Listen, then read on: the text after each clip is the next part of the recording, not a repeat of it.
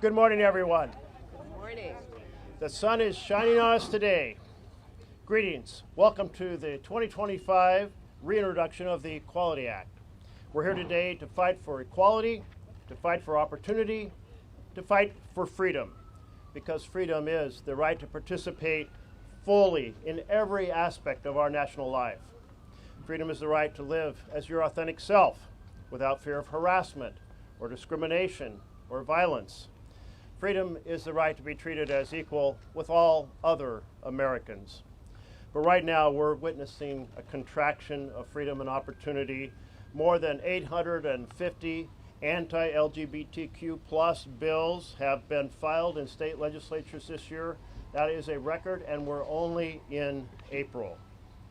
Since day one of this administration, our authoritarian president and his lackeys have been trying to erase and endanger LGBTQ plus Americans by greenlighting discrimination against the entire community in critical aspects of daily life, from healthcare to housing, with particularly vicious attacks on transgender Americans, from preventing access to identity documents that reflect their gender identity, to expelling them from the military, where they provide invaluable service to our national security. No one should be discriminated against because of who they are or whom they love. That is why we must pass the Equality Act. The Equality Act tells our LGBTQ plus people across the country, you are not alone. This is your country too, and you have the right to fully participate in our national life. The Equality Act says to our LGBTQ plus youth, we will stand with you and we will fight to end the prejudice, to end the discrimination, end the bullying, so that you have the full opportunity to thrive. The Equality Act tells the world, we will not tolerate discrimination based on sexual orientation or gender identity in employment, in education, in housing or financial contracts, in mortgages, in jury duty, in restaurants, in libraries, in public accommodations. We will not tolerate discrimination in any part of American society. America's future belongs to everyone equally. All of us here today are standing shoulder to shoulder with our amazing Senate champions, Senator Baldwin, Senator Booker, Leader Schumer, our outstanding House champions, Representative Takano, Representative Papa, Speaker Emerita Pelosi, Whip Clark, our tireless partner organizations, including the Human Rights Campaign, the Advocates for Trans Equality, and many others. We are here today to say, simply and forcefully, discrimination is wrong, equality and opportunity are right. And we will not stop until all LGBTQ plus Americans are treated as persons equal in dignity, equal in promise, and equal under the law. Thank you. I'll turn the podium now over to Congressman Mark Takano, who chairs the Equality Caucus, who has been an outstanding leader in this movement and great partner in bringing this bill forward. Thank you. Well, thank you. Thank you, Senator Merkley, for your long-standing advocacy of the Equality Act in the Senate as the lead in the Senate. So I'm Congressman Mark Takano. I'm a proud gay man and chair of the Congressional Equality Caucus. And I'm honored to be joined today by my fellow LGBTQ plus members of Congress, Senator Baldwin, Congressman Pappas, and actually Mike Quigley was one of our Equality Caucus members, and also with the steadfast allies who have stood shoulder to shoulder with us in the fight for equality. Leader Schumer, Whip Clark, Speaker Emerita Pelosi, and I've already mentioned Senator Booker, Senator Merkley, and Senator Booker. Under the leadership of Speaker Emerita Nancy Pelosi, this bill, the Equality Act, passed twice through the House of Representatives. And I'm expecting her shortly, but her presence with us today at this movement is bigger than any one of us. Today we introduce the Equality Act not just as a bill, but as a declaration that freedom, dignity, and opportunity must belong to all Americans. That is the promise of the Equality Act, full humanity under the law. Right now, the fear in our community is deep, and it is palpable. The waves of attacks on LGBTQ plus Americans, LGBTQI plus Americans, have swept from state legislatures into the chambers of Congress and the White House. We are facing the most anti-LGBTQI plus presidential administration in recent history.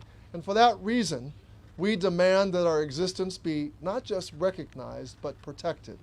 We demand not just the right to survive, but to thrive.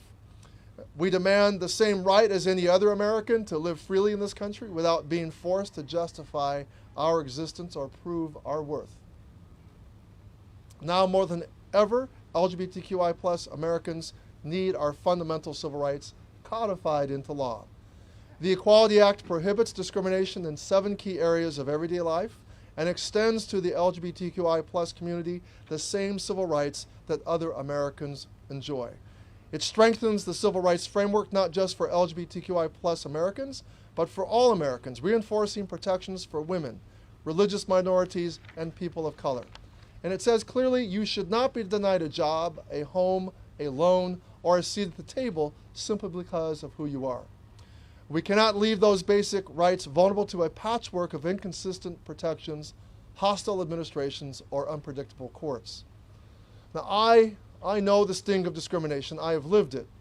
I am the child and grandchild of Americans who were stripped of their rights and incarcerated for being of Japanese descent during World War II. As a teenager in the late 1970s, coming to terms with my own sexuality, I watched legislators in California host debates on whether gays and lesbians should be allowed to teach in public schools. Undeterred, I would later go on to become a teacher myself. And when I ran for Congress in 1994, I was publicly outed by my opponent and made the target of homophobic attack ads. I lost that race, but when I won nearly 2 decades later, I became the first openly gay person of color to be elected to Congress. It was deeply meaningful to me, but to be clear, I was not the first gay person of color to serve in Congress. As a boy, I watched in awe of Congresswoman Barbara Jordan participate in the Watergate impeachment hearings. And in her speech, Congresswoman Jordan immortalized her conviction that her faith in the Constitution was whole, complete, and total. Though the Constitution had not originally included her, a black woman, when it was written, it had come to include her after 2 centuries of struggle and amendment. And despite that, Congresswoman Jordan still had to hide from public scrutiny that she had spent 20 years in a loving relationship with a woman. At that time, being openly LGBTQI+ would certainly have come at the cost of her career. Today, the National Archives recognizes her as the first LGBTQI+ woman in Congress. I share her belief that my faith in the Constitution is whole, complete, and total. I believe that all people are entitled to the fruits of democracy, and that includes freedom, equality, and justice for all. That the Constitution's promises were never meant to be frozen in time, that they must be renewed by future generations, that the idea of America, an imperfect country still full of promise, is still worth fighting for. And right now, LGBTQI+ Americans are afraid. And there is fear that the progress we have made in the last decades, is being lost. Yet we must remember that we have seen and overcome darker times before. That there was a time when being out was nearly impossible, as it was for Barbara Jordan, and our existence was universally criminalized. We have gone from the rage of the riots of Stonewall to the joy of celebrations of marriage equality. We have come out of the closet and survived the scourge of HIV. And today, we fight to win full equality under the law.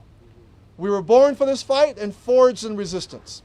The LGBTQI+ community's generational gift, passed down from our ancestors, is grit, persistence, and unconquerable strength. We will continue to fight. We will propel ourselves into a brighter, more hopeful, more just future. And we will not stop until the Equality Act is the law of the land. Thank you. And now I'll hand over the podium to Senator Schumer. Thank you. Thank you, Mark. Thank you first for the bravery of your struggle and for your leadership on this issue. I want to thank my colleague, Senator Merkley, who's been our strong advocate for many years on the Equality Act, and of course Senator Baldwin, who's been such a leader and has experienced the same kind of political attacks just recently that you did, Mark, but like you, she survived and prevailed. Thank you, Tammy. Look, let me say this.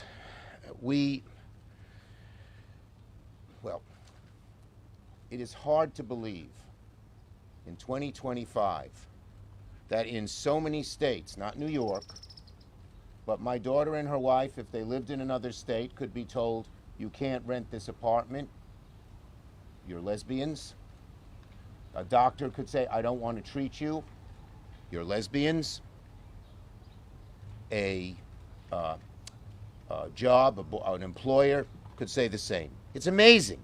2025 in America, and people can just adversely turn people around because of who they love or how they love. People forget how much bigotry and discrimination there is that actually takes effect in law, because the law allows this bigotry and discrimination. In how many states, Jeff? Well, we're only at 21 have protection, state protection. So in 29 states, if I have my math right. The bottom line is this. We achieved marriage. It was a great thing. My daughter and her wife have a beautiful baby, and one is on the way, and they're living a good, happy life, just as I was able to live. But that's because they live in New York. We must have a national ethos that bigotry is outlawed. And until we pass the Equality Act, that will not be close to true in America. We're going to do everything we can to pass it. We're hopeful that good people, people of LGBTQI community, and people who are not part of that community, will tell their congressmen and tell their senators, it's about time. It's about time here in America that we have this full equality.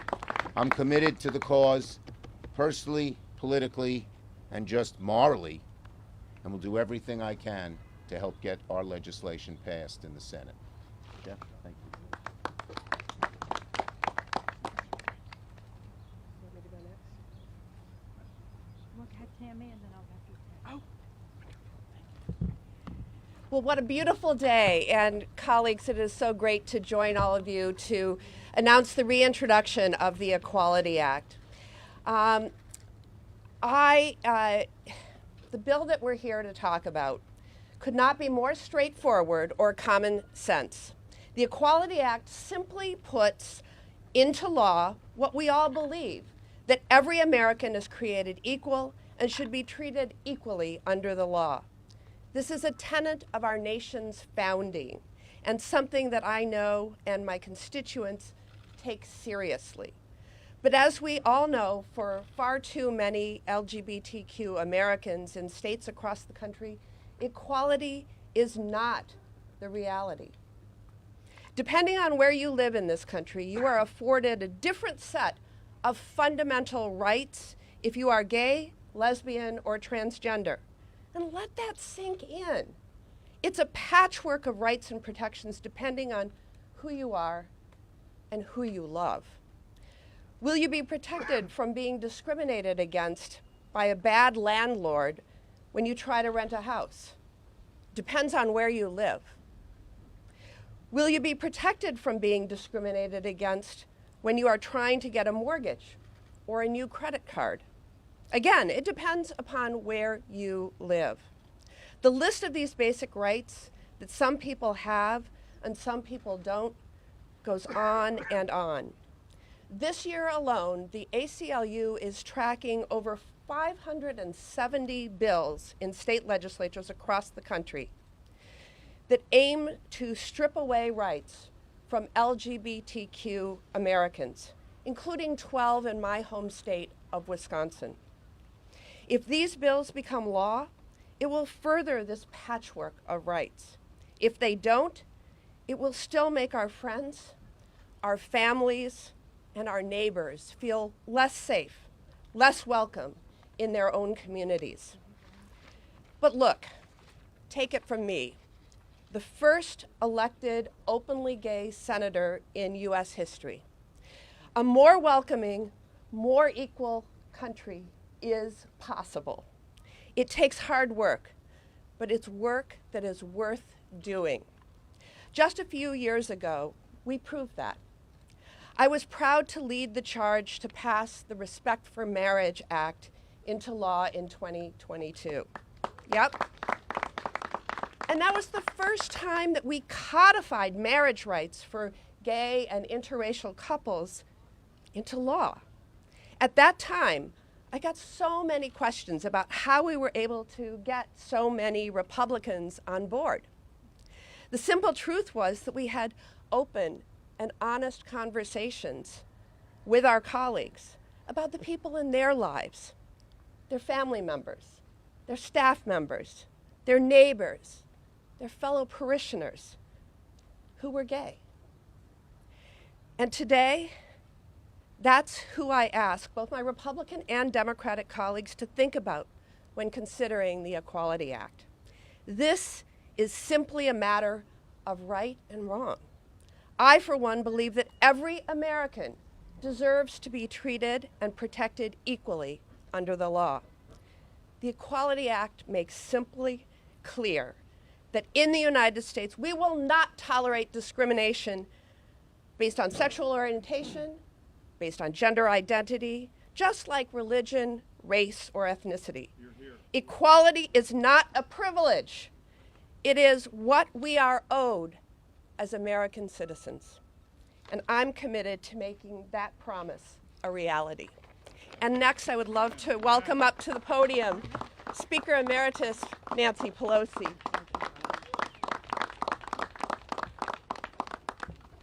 I join in applauding Tammy Duckworth and, Tammy Baldwin. Tammy Duckworth, too. Tammy Baldwin. When Tammy came to the Congress, she was the first lesbian to serve in the House of Representatives. And when she arrived, everybody knew how she became the first because of her knowledge, her wisdom, her values, and in every way, her graciousness. And we're so proud of you, and we continue to be so proud of you, Tammy. I visited her in her district as a congresswoman and can see how she related to the farmers as well as the people in the city. Let me just say that I associate myself with everything that has been said about the need for this, and I just want to tell a little different perspective. And Jeff Merkley, thank you for your leadership, and I'll talk about when we had our first press conference on this. But first I want to acknowledge Sarah McBride, our member of Congress from Delaware, and she's a pioneer in Congress as well. And as you all know, Dina Titus has been a champion on these issues from Nevada over time. So here's the thing. Hearing Chuck speak about his daughter, I remember when Allison was born. So to hear him talk about her with such pride in her marriage, her baby, and her babies, another baby to come, is an emotional thing for me. But just think of how valuable that is to us in this cause. Mark Takano, I heard your speech as I was coming. Our great leader, the whip, the House Democratic whip, Catherine Clark, is now with us as well. So here's the thing. Go back a few years, and when Tammy was speaking, she was talking about how to get the votes and the mobilization involved in that. But go back a few years. We had four things we were going to do. We're going to have a fully inclusive hate crimes act. We're going to have ENDA, ending discrimination in the workplace. We were going to have marriage when that became a court issue too. And we had a number of things, including the repeal of Don't Ask, Don't Tell. In the course of that, folks said, why are we doing ENDA? Why are we doing ending discrimination in the workplace? Let's do the whole kit and caboodle, hence the Equality Act. It was a challenge because it involved the Civil Rights Act and the rest, and those who were very protective of it, and rightfully so because of certain things that go on around here that we didn't want to interfere with what protections were already in the law. But John Lewis, remember Senator Merkel? He stood with us, right, Mark? He stood with us at that first press conference. He said to the Black Caucus, it's long overdue. The time is now. We cannot wait. This is it. And that was such a remarkable, okay, right, Mark? It was such a remarkable occasion. So we went from ENDA to equality in every aspect, and that's exactly what we should have done. So I just wanted to put it in perspective for you. When we were going along with ENDA, the groups outside said to us, don't do ENDA, don't ask, don't tell. So again, I take great pride in the fact that my last bill as speaker the first time around was the repeal of Don't Ask, Don't Tell, and we were so proud because of the outside mobilization. So I want to salute our friends from the outside because this is, I know you'll be hearing from Jay Brown and Olivia Hunt, but the outside mobilization made all the difference, as Tammy described in her comments. That made all the difference in the world, telling people's experience with their own families and just the support that grew and grew and grew. So hopefully springing from this introduction, let me just say Senator Merkley has been such a champion, relentless, persistent, constant on all of this, and I salute you for your leadership and always look to you for guidance on this on other issues as well. So that's why I'm here again to say, let's get it done. I don't know what the prospects are now, but I do know that we're going to win the House. I know we're going to win the House, hopefully the Senate. We're going to win in a short period of time. It will be clear to them, and maybe they'll be more receptive to doing what the right thing is. Now, the next speaker that I'm going to yield to spoke on the floor for, 20, let me read to get it exactly right. 20, how long was it, Convoy? Okay, 25 hours. I had the record in the House for over 8 hours. Of course, I had on spike heels, and and we can't yield, but nonetheless, 25 hours, a record that an African-American leader could replace the record there above. What would you call him? Segregationist. That's as gentle a word as we can use right here, I guess. So I'm so glad that I'm going before him, because you never know how long he's going to talk. But thank you, Cory Booker, for your leadership, and I'm pleased to yield to you. Thank you, Nancy Pelosi. Give another round of applause for one of the most incredible leaders I have ever had the privilege of serving next to. We are here again, reintroducing a bill. I'm proud to be an original co-sponsor, but there are trailblazers in Congress behind me. Champions that have defied the sad truth of our America that we still live in a nation in the majority of states that you can post your wedding pictures online but still be denied the ability to stay at a hotel in your community or be fired from your job without legal recourse. We still live in a nation that has a profound injustice. The Equality Act is on the right side of history, and right now we stand in the cold shadow of injustice. And so here we are again introducing this bill, but it is not a normal time that we introduce this bill. We introduce it in the backdrop of a president that in his very campaign singled out in opportunistic bigotry the trans community. We stand here in the backdrop of a time that LGBTQ Americans are being targeted and singled out for heaped upon more injustice. This is not a normal time in which we are standing up and yet again reintroducing a bill with moral urgency. I've been thinking a lot about my own rights recently, because you cannot attack the fundamental rights of anyone without threatening the rights of everyone. I've been thinking about my own rights to walk down the street and not be disappeared by uniformed individuals and swept away. I've been thinking about my due process. I've been thinking about my free speech rights. Because when free speech is attacked anywhere in this nation, it is a threat to free speech everywhere. I've been thinking about my liberty, my ability to organize. The very rights that have been given to us in the Constitution are still not the rights that are enjoyed by everyone in our country, and certainly not the rights of the LGBT community. And so today, I want you to know we reintroduce this bill with attitude. We reintroduce this bill with swagger. We introduce this bill with confidence, because there are a lot of people who are hearing our voice right now that don't understand that they are implicated. There's no bystanders in history. When injustice is in our midst and you say nothing and you do nothing, you are part of the perpetuation of that injustice. We call upon all Americans, not just LGBTQ Americans. We call upon all Americans not just to be allies. Don't be allied only. Be implicated.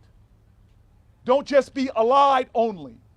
Remember our history, the horrors of our history during the Middle Passage when one African was chained and thrown overboard. All Africans were on that boat that were chained together, were pulled under. Remember our history and the courage of men and women in the trench warfare in Europe, who saw one person go down and risk their lives to run into danger to carry that person off, understanding that we stand together or we fall together. This is one of those voices. This is one of those moments that we need your voice.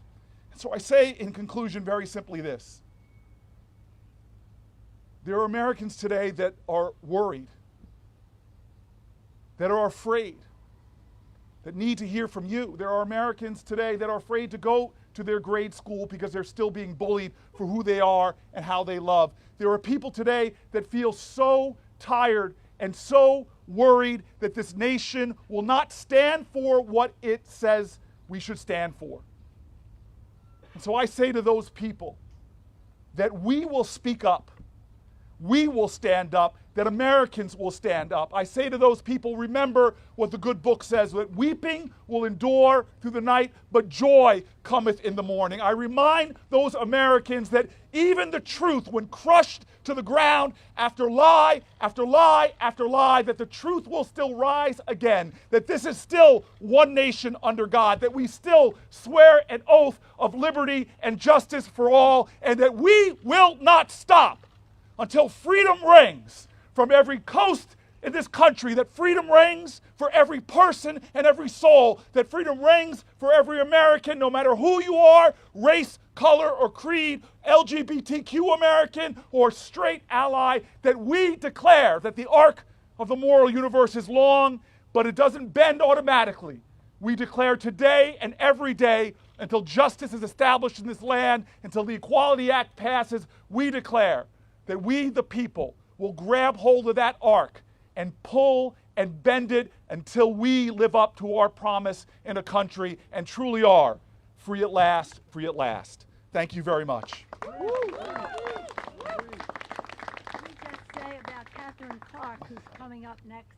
Wasn't that remarkable? Thank you. Well, I want to say about Kathleen Clark that she is in a long tradition of extraordinary leaders. She is unbought. She is unbossed, she is tireless, indefatigable, and she is unconquered and will continue to fight for justice. I'm glad to pass it over. And I want to also say of her that she was a close ally of John Lewis in the Congress, whether it was guns or LGBTQ or whatever it was. They were partners in great things in the Congress, as well as with David Cicilline, who was the original author in the Congress of the United States. I yield to the distinguished whip of the House. Thank you so much. Thank you, Madam Speaker. Amen, Senator Booker. And I am so grateful to all my colleagues that are here. A special shout out to Senator Merkley and to our own Mark Takano, chair of the Congressional Equality Caucus. We are so grateful for your leadership on the Equality Act over in the House. So let me tell you, the Republicans' opposition to this bill tells you everything you need to know about their cruel calculation. They pick a scapegoat so they can have cover for the real agenda going on. They are vilifying a community, blaming them, and trying to erase them from our country. So you take everything from them, and then the GOP moves on to everyone else.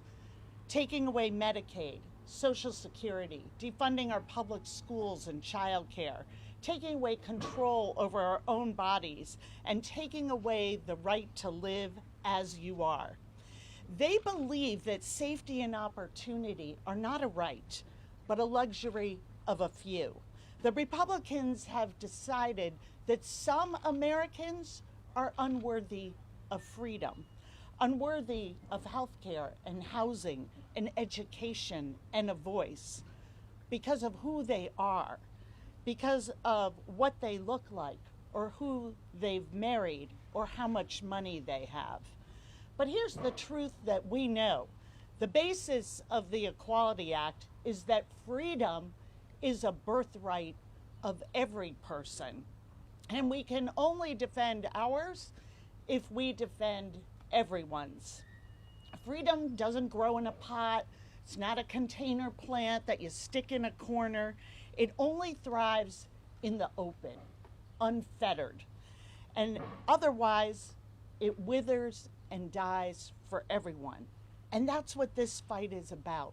As Dr. King reminded us, we are tied together in the single garment of destiny.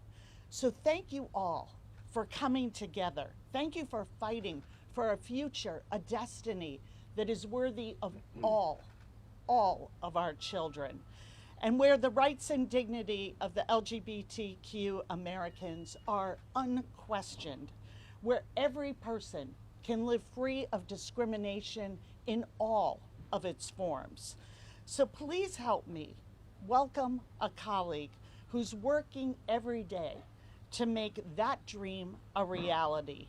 The gentleman from New Hampshire, the co-chair of the Equality Caucus, Congressman Chris Pappas.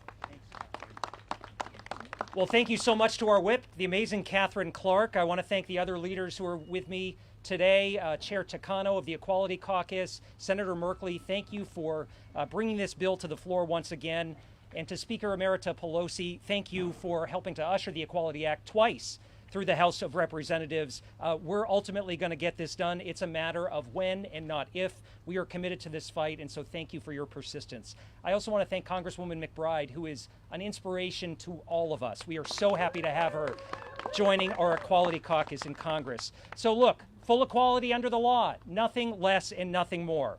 That's what the Equality Act is going to deliver. That's what it means to LGBTQ+ Americans who have not enjoyed these protections under the law.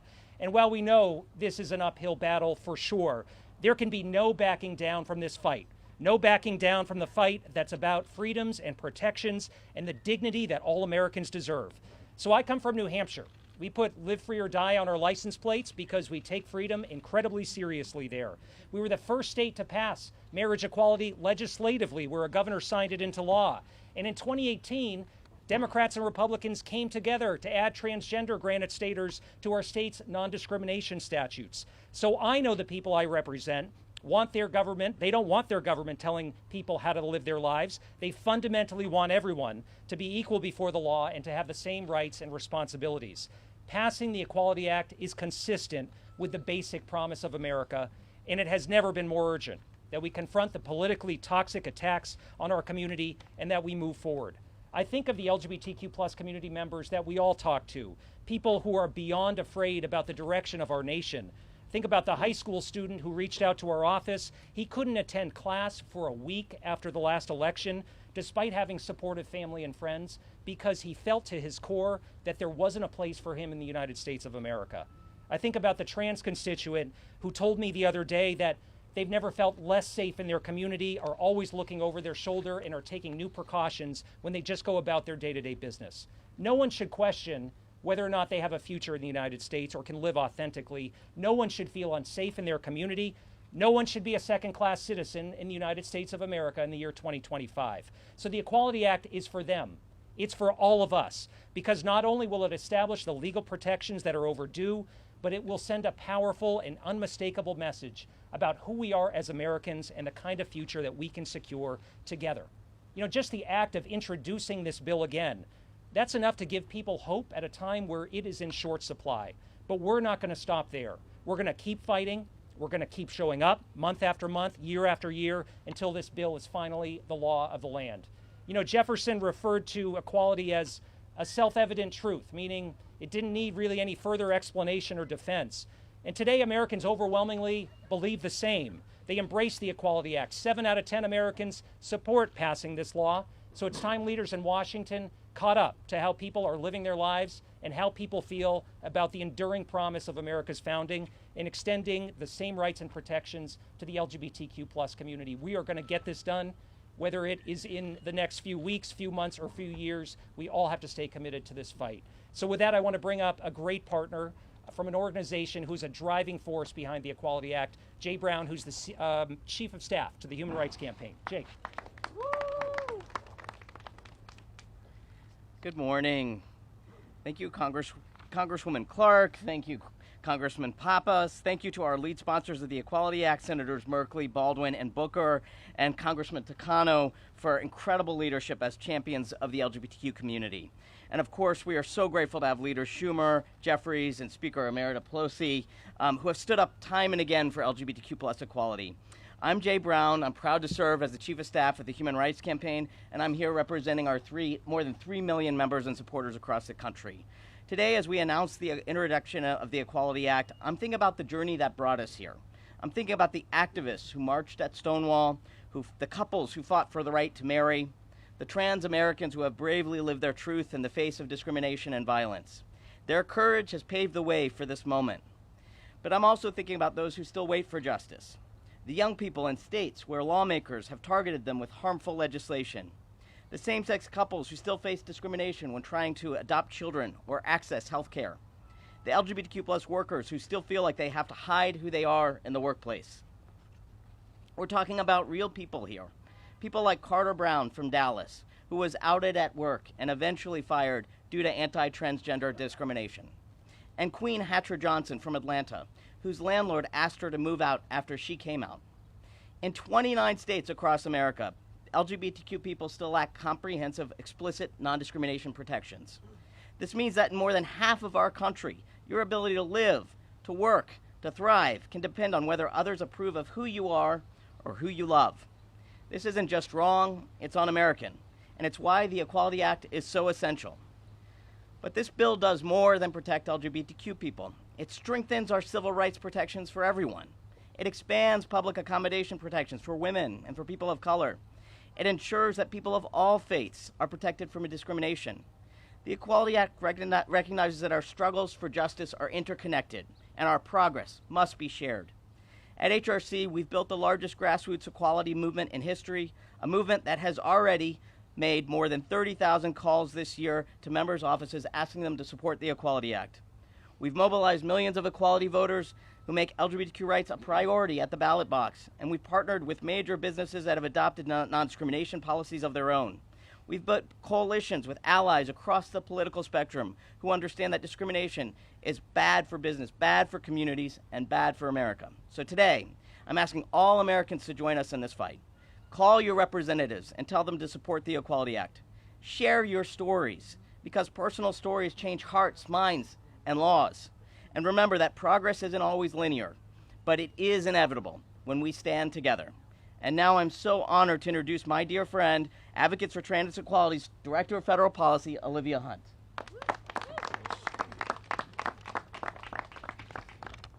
Thank you, Jay. Good morning, everyone. It is an incredible honor to be here alongside so many people who have championed LGBTQIA plus equality for so long.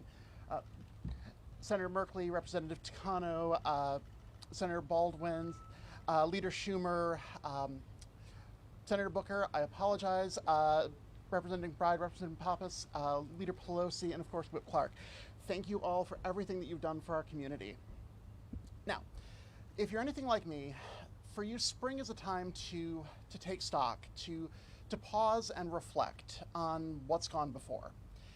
And for me, the past couple of weeks have been loaded with a lot of memories from about 5 years ago. The constant reminders of those first COVID lockdowns that we all went through together. The memories of how uncertain we were, how uncertain the future felt, the ways all of our lives have changed forever. But something else has struck me about those past 5 years, which is that over those past 5 years, more than 2,500 anti-LGBTQIA+ bills have been introduced in state houses around the country. A veritable tidal wave of political bullying disguised as legislation, and fully 1,000 of those bills were introduced in just 2024 and 2025. As we all know by now, most of those bills specifically target transgender youth and their families. Now, thankfully, more than 90% of these bills have been defeated. In some cases, the same bill's been defeated again and again, year after year, because our community is strong and it's resilient, and we'll always come together to do what's right and defend our most vulnerable members. But this year is different. This year, in addition to the attacks that we've become used to at the state level, the Trump administration has launched its own unrelenting attacks on LGBTQIA+ Americans. And just like in the state houses, they've reserved their most vicious attacks and their most dehumanizing rhetoric for trans youth. This is a moment that demands action. These are not abstract policy debates, it's a coordinated effort to erode civil rights and protections, to criminalize LGBTQIA+ existence, and to erase us from our communities. All people deserve to live full and honest lives. More importantly, all children deserve to grow up free of violence and harassment and discrimination just for being who they are. And they deserve to see a future that has a place for them in it. Trans youth deserve to be protected by their government. They shouldn't have to be protected from their government. It's long past time that our federal laws reflect and protect the reality and dignity of all people. Advocates for Trans Equality is proud to support and endorse the Equality Act. Trans people have always existed. We've always been part of the complex tapestry that is the United States. Across the country, we're writers, teachers, journalists, cashiers, ministers, construction workers, librarians, any other profession that you care to name. We have always been here, and we always will be here. And that's a truth that no amount of hostile rhetoric, policy, or legislation can ever change. Thank you all, and I'll turn the podium back over to Senator Merkley. Thank you so much.